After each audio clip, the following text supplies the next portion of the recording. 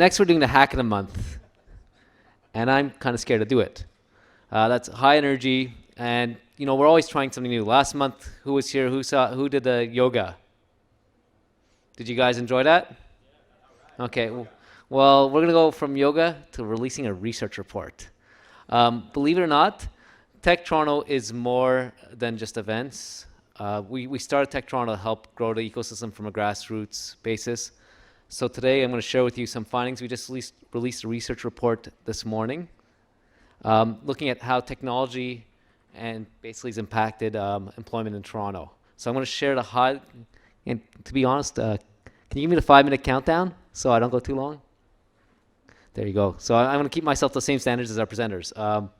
Basically, we wanted this, we keep on hearing here as part of Tech Toronto that technology is the future of the city, technology is the future of our economy.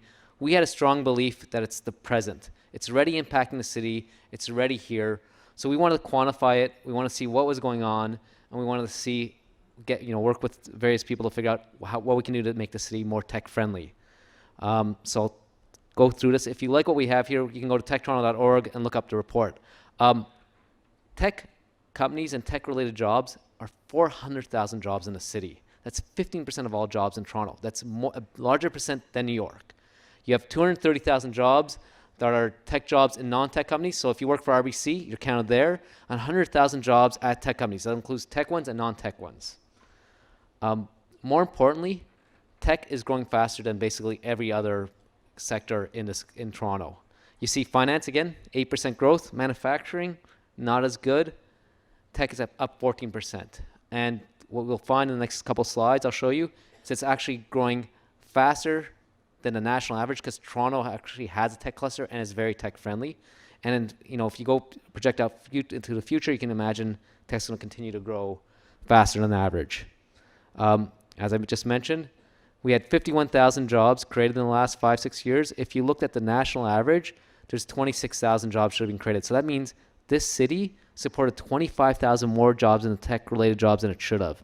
So what does that say? That means the people in this room and the people we've had present here are doing something right. And Toronto is a great place to have a tech company, and we can do more. Another interesting thing is we pay more than our fair share of, we get paid more than average. We create basically 17% of salaries, which is also what we pay in taxes, versus about 14 to 15% of jobs. So you guys are all smart. You're all in a sector that pays well above average, probably on the higher end. So we're in great shape. We're ready. Tech's already here, but we could do more. So really high level, here's a few of the recommendations we had. First of all, the first bucket's attraction and retention. We believe that we should go out there and build a message. Everyone here believes in tech. Everyone here believes in Toronto. What we do really poorly is communicating to the rest of the world what's happening here. There's a lot of great stuff happening across all the different tech sectors, but we believe we need to stand for something. So we're telling the city, the federal government, the provincial government, go talk about fintech, go talk about machine learning. We have the best machine learning developers in the world. Everyone should know about it.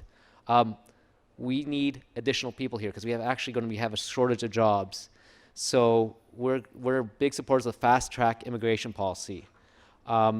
Important. You look around this room, you look around the city, it's very diverse. When we look at the people in graduate students in graduate courses at university, that diversity is not reflected. So we want to see more diversity in post-secondary STEM programs. We should believe that can be done by encouraging students earlier on to get into STEM. What else should I share here? We go on a few more, but more importantly, it's also we want to redistribute government fundings from incumbent tech companies. So you hear a bunch of announcements. Reuters Thompson had a big announcement last Friday. You had the Prime Minister, Wynne, Tory all out there how Reuters Thompson was creating 400 jobs. All of these people in the room, you guys are creating more jobs in that next little while. We believe that there should be more funds put towards scale-ups and startups opposed to the big, large companies. You can find all these recommendations on our site and in more details. And more importantly, what we did is we did a survey of basically the alumni that have spoken here. And we got only about 10 or 15 got back to us. we heard that they've committed to creating 700 jobs in Toronto in the next 24 months. Reuters Thompson's got a huge amount of attention for creating 400 jobs.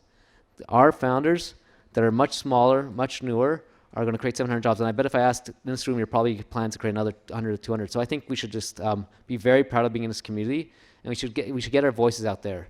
We always talk about our own companies, but talk more about what Toronto's doing. Let's put us on a map. Let's make sure we have enough talent out here, and make sure we get the government to know what we're doing. And here's a list of some of the companies that told us they were hiring. So, you know, RBC is hiring, but here's another potential 750 jobs in the next 2 years. So if you're looking for a job, reach out to these. We'll tweet out this slide, and I get exactly 5 minutes. Any questions? What? Nope. Okay. We'll go on to the next one.